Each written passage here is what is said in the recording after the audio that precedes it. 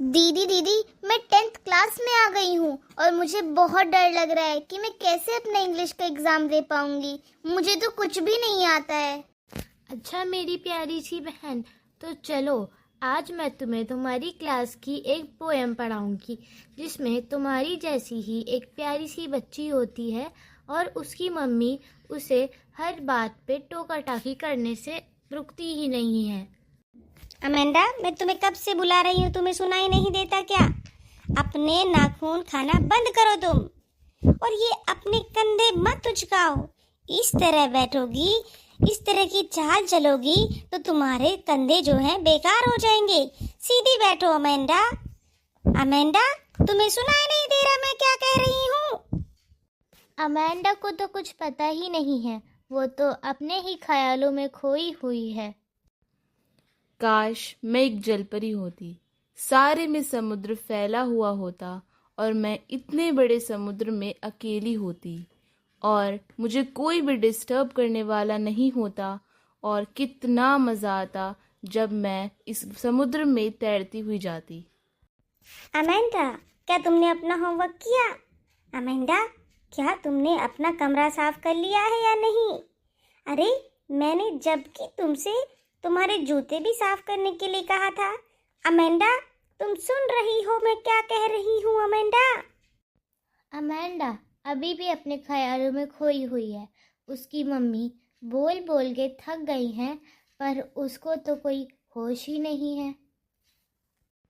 काश मैं एक अनाथ बच्ची होती और मैं अपने नंगे पैरों से धीरे धीरे से मिट्टी को उड़ाती हुई चलती और कितनी शांति होती उन गलियों में। शांति कितनी सुनहरी होती है और आज़ादी कितनी मीठी होती है। अमेंडा, उस चॉकलेट को मत खाना, समझी तुम? अमेंडा, तुम्हारे फेस पर पिंपल निकल आते हैं, ऐसी मोटी मोटी फुंसियाँ निकल आती हैं जब तुम चॉकलेट खाती हो। तो क्या इस बार तुम ध्यान दोगी? जो मैं तुम्हें कह रही हूँ वो तुम सुन रही हो ना? अमेंडा को अब भी अपनी मम्मी की कोई बात सुनाई नहीं दे रही है। वो अब भी अपने ख्यालों में ही गुम है। देखो अब भी क्या सोच रही है पता नहीं। काश मैं एक मीनार में रहती, रेपेंजिल की तरह।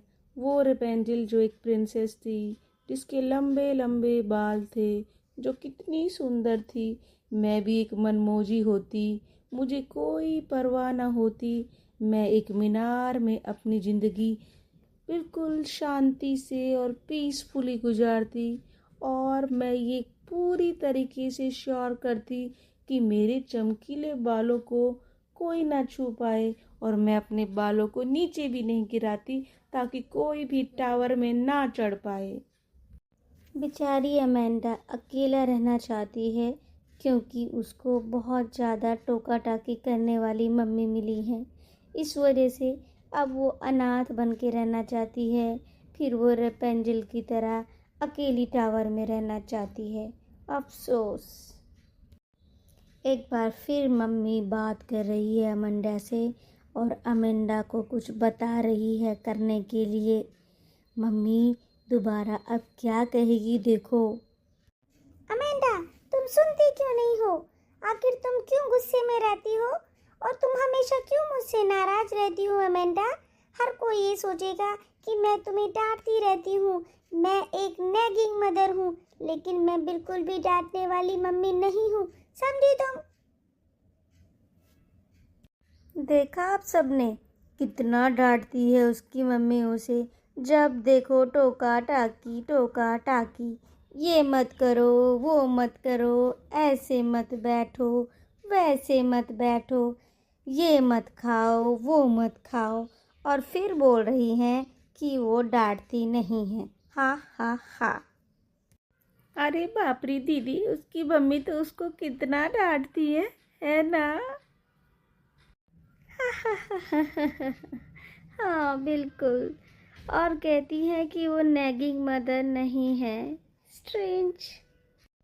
टीनेजर्स को बिल्कुल भी ये बात पसंद नहीं आती कि कोई उन्हें टोके, उनको उनकी मर्जी का काम ना करने दे। माँ बाप को चाहिए कि बच्चों को प्यार से समझाएं कि ये काम सही है, ये काम गलत है। प्यार से बताएं कि क्या करना है, क्या नहीं करना। डांट कर नहीं, डांटने से बच्चे और ज़्यादा जिद्दी होते हैं और बिगड़ जाते हैं। बिल्कुल दीदी, मैं समझ गई कि रॉबिन क्रेन अंकल हमें क्या समझाना चाहते हैं। हमारे पेरेंट्स को इस पोएम से सीख लेनी चाहिए कि उन्हें बच्चों को फालतू में हर बात पर डांटना नहीं चाहिए और प्यार से बच्चों से बात करनी चाहिए। हाँ बिल्कुल, तो ये थी आपकी पोएम अमेंडा, जो रॉबिन क्लेन ने लिखी है, जो आपको एक बहुत ही अच्छा सा मैसेज देती है।